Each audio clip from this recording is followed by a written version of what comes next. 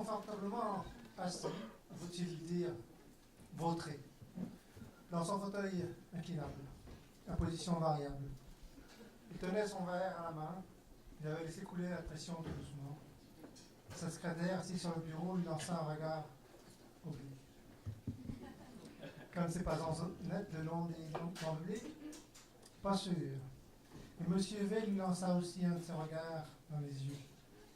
Regard qui descendit tout droit dans ses côtes, manifestement légèrement dévoilé.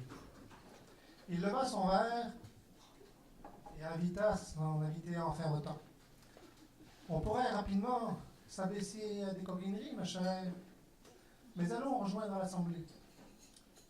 Dans la pièce d'à côté, au parquet de bois et de chaises en bois, le président semblait attendu. Il est accueilli plein d'applaudissements. Brièvement, il place sur l'introduction et voyez les chiffres, je suis content, très content, que dis-je, extrêmement satisfait, presque heureux, avec un sourire qui remonte sur les joues, voir que les montagnes russes se sont transformées, voyez cette ascension vertigineuse. Et le public s'incline devant une telle évolution. C'est chapeau bas. Et là, il s'évanouit. Vite, vite, des selles, de l'eau, quelque chose.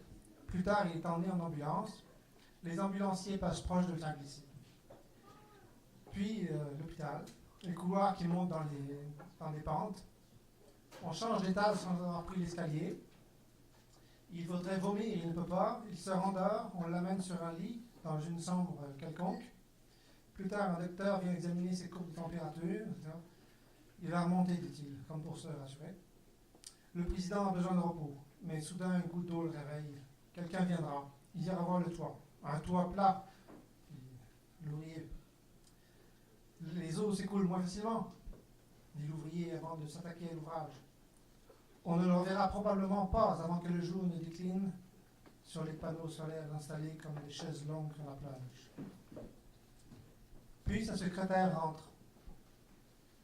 Il voudrait se cacher, se glisser sous couverture, mais quelque chose dépasse, malgré tout. Quelle est cette montagne mystérieuse, lui dit-elle. J'irai dans l'expédition.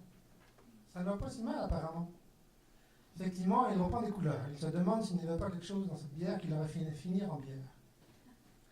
Je préfère le vin qu'on remue tranquillement pour pouvoir faire une robe. Il pense aux cèpes plantés sur les coteaux le long du fleuve, à ces plantes de vigne en terrasse. Il soulève les couvertures, elle vient sur lui, se penche. J'ai fermé la porte à clé. On va enfin pouvoir essayer cette technique de variation d'inclinaison des corps qui se rencontrent.